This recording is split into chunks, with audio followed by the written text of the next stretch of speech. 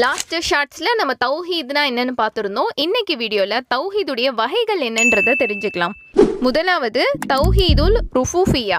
தௌஹீதுல் ருஃபூஃபியா அப்படின்னா அல்லாஹுடைய செயல்களில் அவனை நம்ம ஒருமைப்படுத்துறது. அல்லாஹுடைய செயல்கள்னா என்ன? அல்லாஹ்வால் மட்டும்தான் இந்த பூமியை படைக்க முடியும், அவனால் மட்டும்தான் பரிபாலிக்க முடியும், நமக்கு உணவளிக்க முடியும், உடையளிக்க முடியும்னு இம்மை மறுமைன்னு என எல்லாமே அல்லாஹ்வினால் மட்டும்தான் முடியும் அப்படின்றத முழுமையாக நம்புறது. இரண்டாவது தௌஹீதுல் உலூஹியா. அப்படின்னா அல்லாஹ்வுக்கு நம்ம செலுத்தக்கூடிய வணக்கங்கள்ல அவனை நம்ம ஒருமைப்படுத்துறது. மற்ற யாரையுமே இணையாக்காம, நமக்கும் அல்லாஹுக்கும் இடையில வேற யாரையுமே கொண்டு வராம நம்ம வணக்க வழிபாடுகள் அல்லாஹ்வை மட்டுமே சார்ந்ததாக இருக்கிறது.